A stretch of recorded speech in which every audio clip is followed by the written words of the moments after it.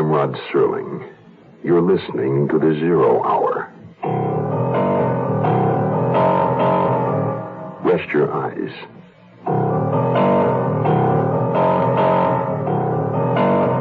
Exercise your imagination.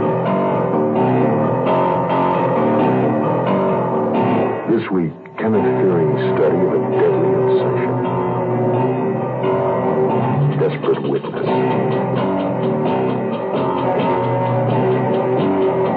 Starring Richard Crenna. Keenan Wynn.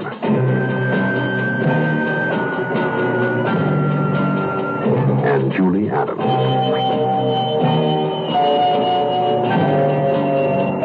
In Elliot Lewis's production of The Zero Hour.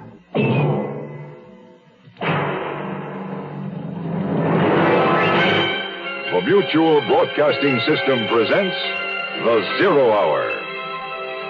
Sponsored in part by General Motors, Delco Electronics, and Sign-Off. This is The Zero Hour on Mutual Radio.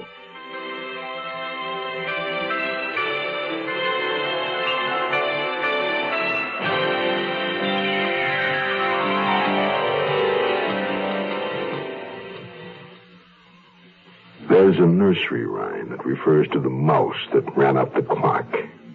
That clock is marking time, and time stops for no man. George Stroud, executive editor of Crime Ways magazine, will now conduct a search for a man who saw someone enter an apartment building the night of a murder. A desperate witness he alone knows to be himself. Our story will continue in a moment. Absolutely. Lovely dress. Oh, thank you. Thank you. Brilliant. Good old Harry. What a host. When Harry throws a party, nobody goes thirsty. Here, let me freshen up that drink. Good old Harry is such a great host. How come Bill and Jean had such a terrible fight? I want to go home right now. Why, it's a great party. I don't care. Such a drink. No, I want to go home right now. Now How come Bob had a little trouble driving home? And how come everybody who felt so good last night feels so bad this morning?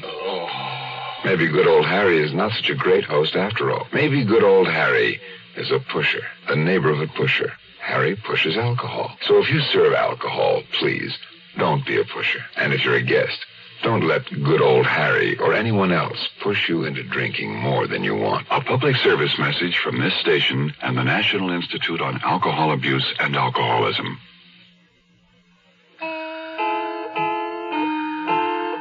If I picked the right kind of staff, twisted the investigation where I could, jammed it where I had to, pushed hard where it was safe, it might be a long time before anybody connected me with George Chester. Hopefully before that I could turn suspicion where it belonged, to the real murderer, Janet. Roy Cordet got them all together for me. I'd rely on Roy the heaviest. His office was next to mine. Also, he had the most analytical mind, so I wanted to keep my eye on him. I was behind my desk, playing it cool, the secure executive, as they all trooped in. Good morning, Ed Olin, Don Klausmeyer, Leon Temple, Nat Sterling, and Roy. I've briefed everybody, George, to drop whatever they're currently doing. Fine. Thanks, Roy. You're all being asked to take on a rather strange job. Has to be done quickly and quietly. I know I can rely on you. We've been given a blank check as far as the resources of the organization are concerned. If we need help on your particular assignments, just ask. Raid any department you need. Something special, come to me or to Roy here, who's second in command. What's it about? We're looking for somebody, Leon. Oh. Right now, we'll call him X. We don't know much about him. His name may be George Chester. It's possible he's in advertising. That'll be your assignment, Nat. Combing ad agencies, clubs, PR offices, newspapers, etc., etc., etc. Leon, check all real estate registers, tax records, public utilities, phone books of cities within, say, 400 miles for a George Chester. Yeah. Take all the people you need to help you. I've got it.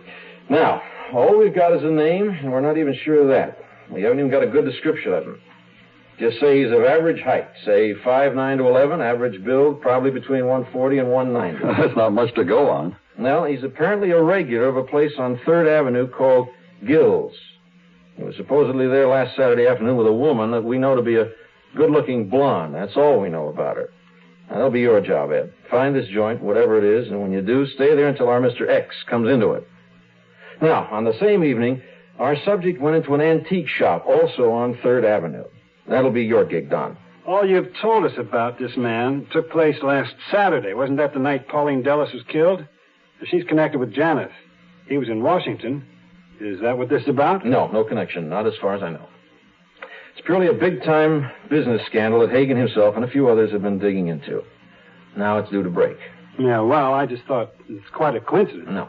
Do we make inquiries about the blonde woman who was with this guy? Yeah, you'll all have to do that. But we're not looking for the woman or any other outside person. It's the man we want. Only the man. All right? Yeah. No more questions? Sure. I suppose you intellectual tramps get out of here and get to work. Okay. Bye. They were gone, except Roy. His was the sharpest, most analytical mind. My greatest hazard. I could feel the wheels in his head turning. I waited while he walked around the desk, then crossed to the wall, facing it, hands thrust into his pockets. He leaned against the wall, staring at the carpet. George, this is a crazy affair.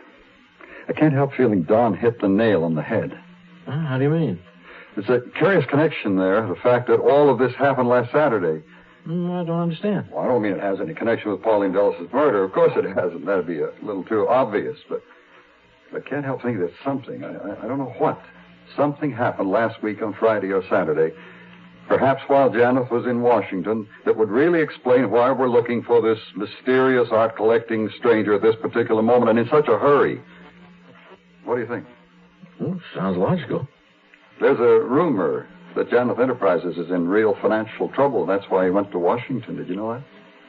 No, I didn't. Well, it's confidential. Don't ask me how I learned of it, but Janeth could be fighting a buyout or a merger. He was standing against the wall, and I was suddenly aware of the picture above his head as though it screamed at me. My whole staff out looking for a man who collected Pattersons? Well, the Pattersons stared right back at me. It had hung on my wall so long I no longer saw it. I bought it at the Lewis Galleries 2 years back, a profile of two faces showing only the brow, eyes, nose, lips, chins, facing each other in confrontation. In style, unmistakably Patterson. The artist called it Study in Fury. I keep thinking the man we're looking for could very well be tied to the Janet Donahue group. Janet Donahue? Yeah, off the record, they're the ones trying to break Janeth Enterprises. Think I ought to, on the side, follow up on that? Good idea. Good idea, Roy. Hell of a good hunch. Follow it up and stick with it. He was hooked for now on a false lead. I held my breath as he moved from the wall, but he didn't glance at the Patterson painting. Closed the door and went back to his own office. When he was gone, I sat for a long time, feeling the aftershock and beads of perspiration all over me. That painting staring at me all the time I had given orders to find me. It was dangerous, but it would have to stay there. No one had noticed it, but if I moved it, its absence would cry out like a banshee. Now it would have to stay there on the wall, even though at any moment someone might make the connection. I'd always liked that painting. Now it was a threat. And that Patterson I'd taken home. My wife had seen it.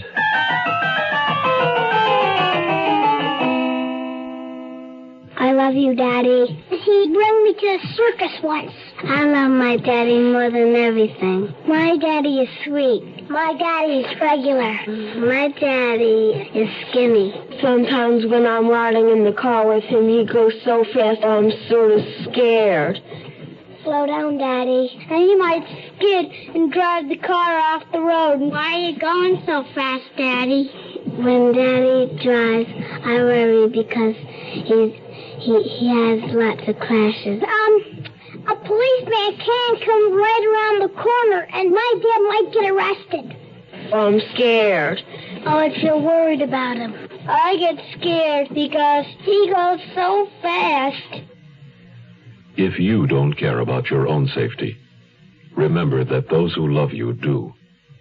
Please, slow down. This message was brought to you by the General Motors Corporation. We'll return to our story in a moment. Here's a tip from your Better Business Bureau. Spring and summer are the seasons when most people plan vacations and they go flying off all over the place. And of course, they bring back a peck of precious pictures. Many camera stores are beginning to paste notices to their counters warning people that airline security measures may ruin photographic film in checked baggage. Some anti-hijacking devices used to check baggage for possible concealed weapons utilize X-rays, which will fog your film whether or not it's been exposed. Therefore, one of the best ways to protect film while traveling is to place it in a strong, clear plastic bag and hand carry it. Even though the film may be clearly visible in the bag, make sure that the airline boarding personnel are aware of the film so that it isn't accidentally subjected to X-rays. This has been a consumer tip from your Better Business Bureau.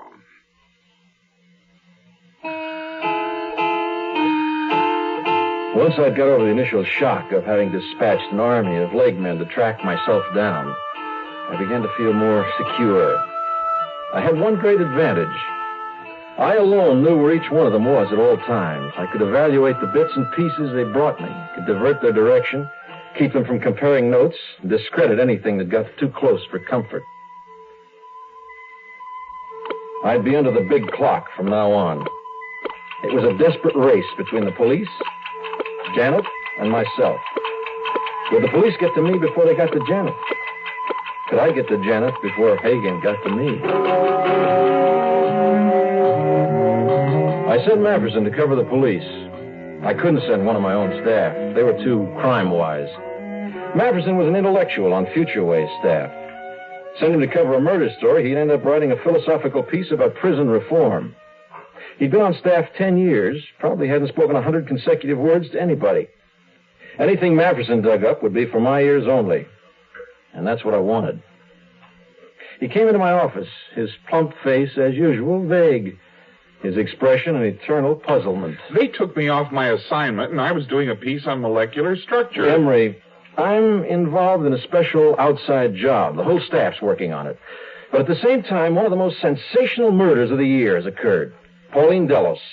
You must have read the newspaper account. Oh, I believe I glanced at it. Oh, isn't she, Jenna's lady friend? Wasn't she? Right. Well, this special assignment's taking all our time around here, but we can't let crime waves be left at the post. We can't let a big story like the Delos murder get away from us. Well, I'm sorry. I don't understand where I'd fit in. Look, the usual policy would be to break it, give it a big play, 20 or 30 leg men. This time, since my guys are busy, we'll do the reverse. I want you to go in there quietly, alone. You want me to cover it? A totally different approach. Fresh. You'll bring it something new, sensitive, not the usual expose. I want you to keep this assignment to yourself because I still haven't sold it upstairs. You know what I mean? Well, a crime story, that's so out of my experience. Start at Center Street, Homicide Bureau. Pick up everything as and when it happens. Phone it into me, and me only, everything. I want to be kept up to date on every phase of the Delos story.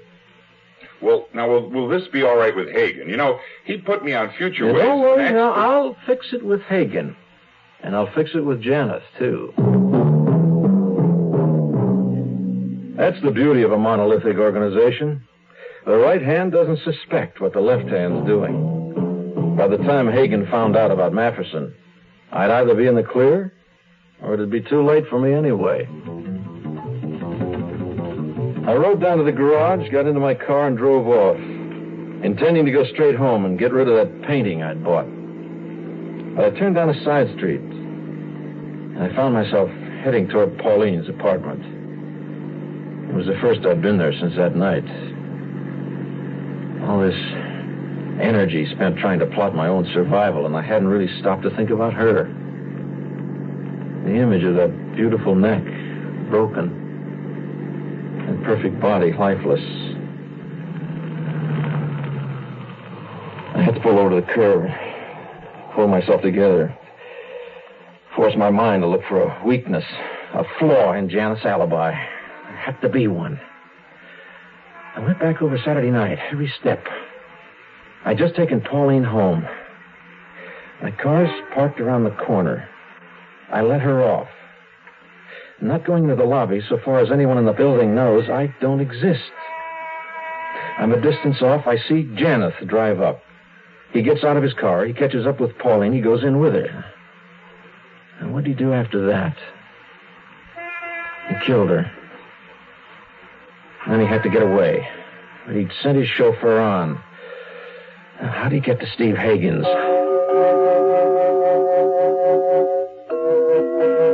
I drove the logical route from Pauline's to Hagen's. Saw 2 nearby cab stands. Janeth could have used one of them if he'd taken a taxi to Hagen's. Unless he found a cruising cab. He certainly wouldn't have been so stupid as to pick one up at Pauline's door. The farthest cab stand was the likeliest. I'd begin there, then I'd try the nearer. No, it was dangerous. Because cabbies talk to cops. No, not yet. I'd have to be careful and wait. I got back to my office just as Roy called in the first report. Hello? It's Roy, George. Listen, I'm at Gill's Tavern with Ed Orland. It's a nut house. You know, this guy's got a museum here that looks like... So what'd you find out? Well, the bartender, who's the chief lunatic around here, described our man as intelligent, eccentric. You sound like you don't agree. Well, eccentric, yes, but only a moron would come into a dump like this and spend hours talking to the guy who runs this menagerie. Is that all?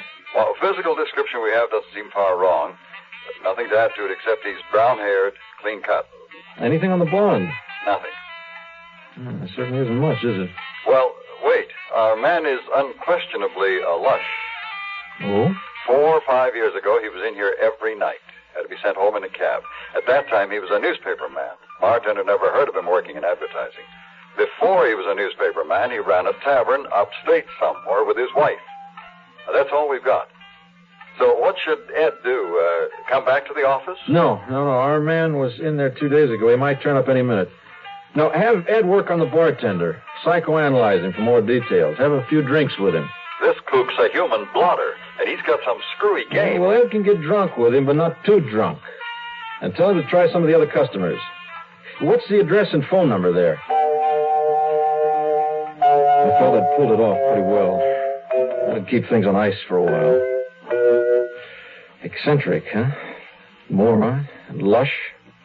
I never saw that when I looked in the mirror. I touched my shirt. It was soaked with nervous sweat.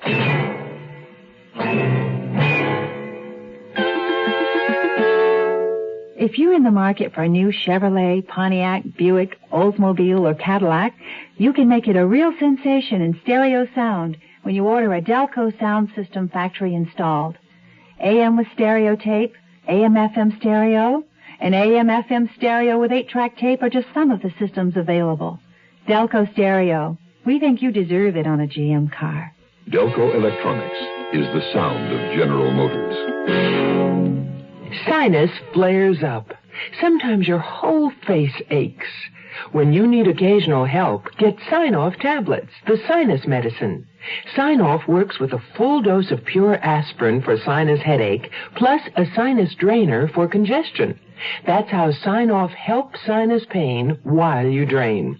Remember, for best relief and safety, take Sign-Off only as directed. Sineoff.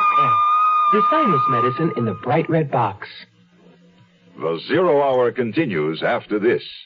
जी हाँ, ये खानदानी मंसूबा बंदी का मरकज है. Mais oui, c'est le centre de planning familial. Yes, this is the family planning center. There are family planning centers in more than 100 countries today. The women who come to these centers can't afford to go to private doctors, but they want to plan their children, when they're going to have them, and how many they're going to have. The trouble is, there aren't enough centers. Just in the United States, there are nearly 5 million women who have no way of getting modern family planning help. And that's nothing compared with the world problem. Some countries don't have enough family planning centers. Some don't have any at all. This year, again, many women will have babies not because they want to, but because they have no choice. Sad for them. Sad for the world. With family planning help, these women, too, will have babies only when they choose. So that all the people of the world may have this freedom of choice, support Planned Parenthood.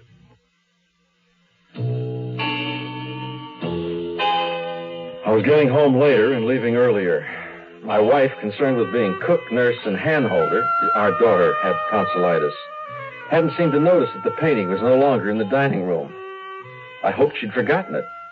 I had it stashed in the downstairs closet behind all our raincoats. George, you're not leaving without your breakfast. Yeah, I have to, hon. I'll call you.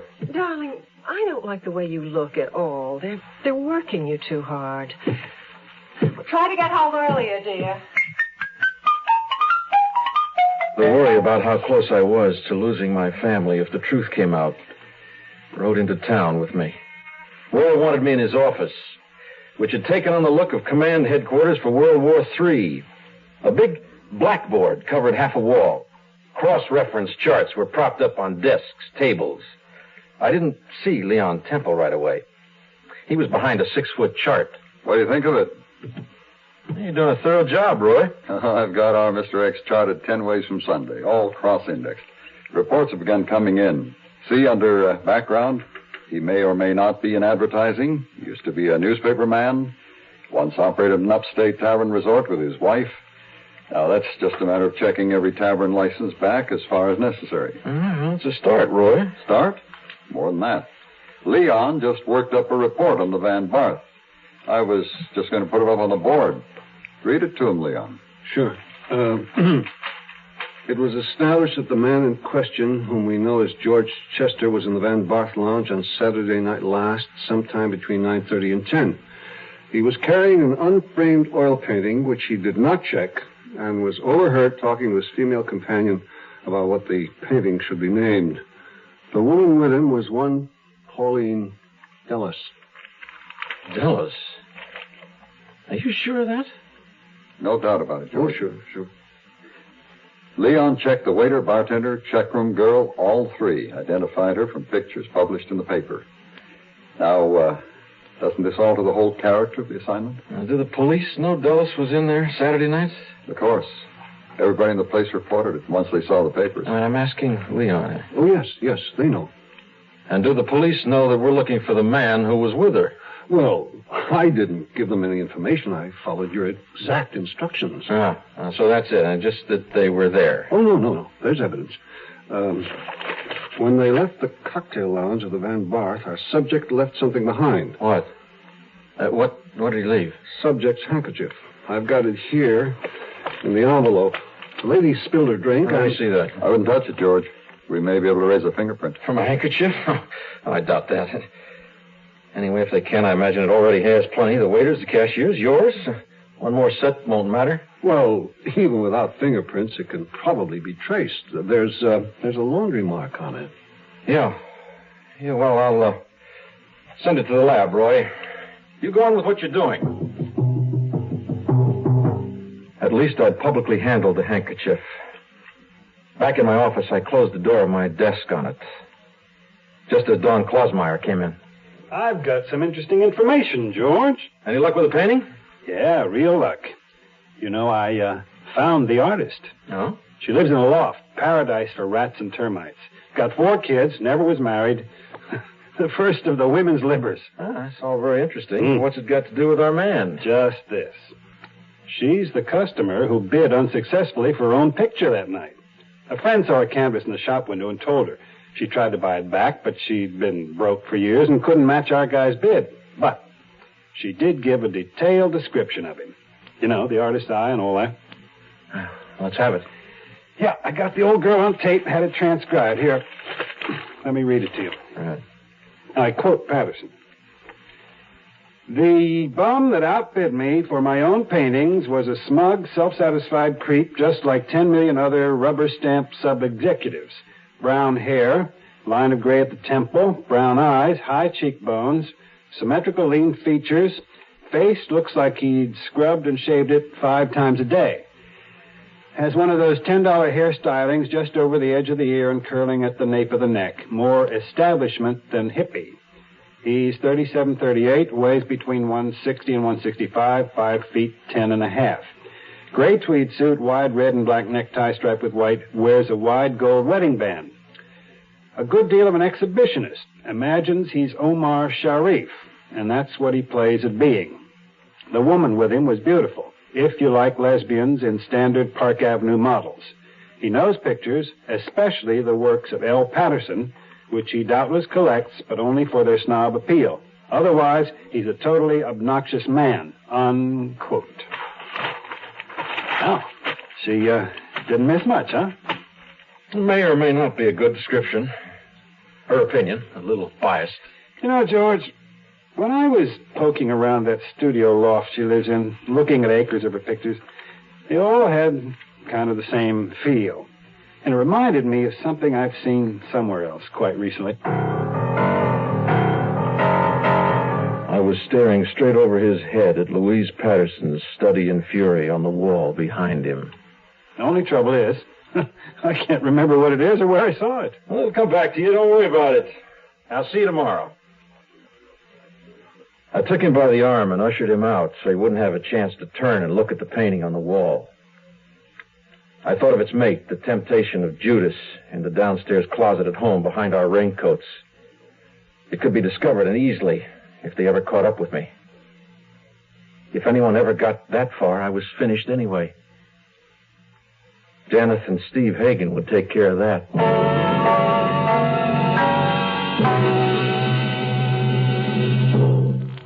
You are listening to Mutual's presentation of The Zero Hour.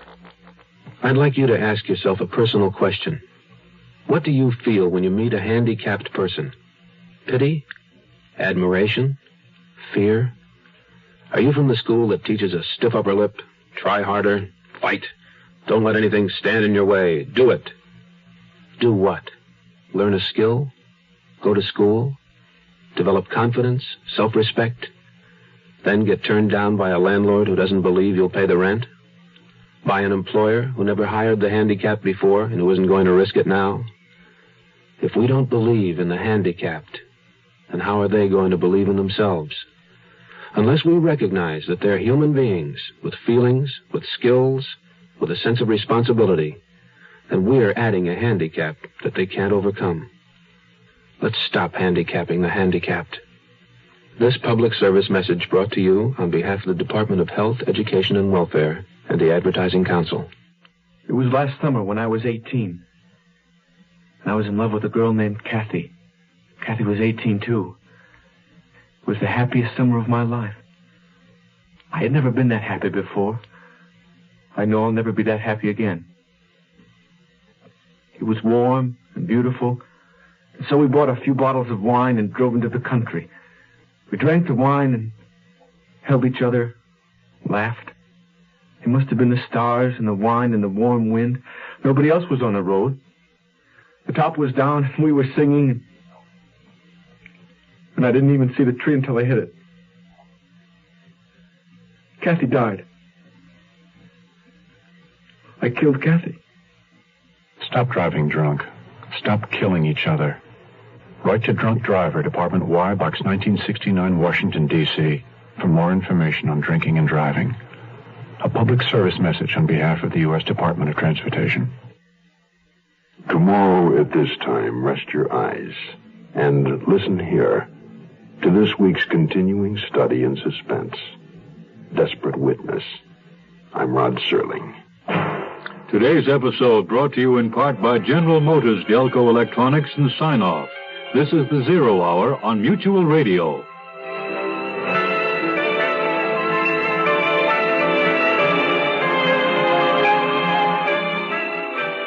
You have been listening to The Zero Hour, a presentation of the Mutual Broadcasting System in association with Hollywood Radio Theater, heard every weekday at this time. Rod Serling is your host. Zero Hour is produced and directed by Elliott Lewis. The Hollywood Radio Theater theme was played by Ferranti and Teicher and is now available on United Artists Records and Tapes. Hugh Douglas speaking. Tune in tomorrow, and once again, rest your eyes and listen here to The Zero Hour. This is the Mutual Broadcasting System.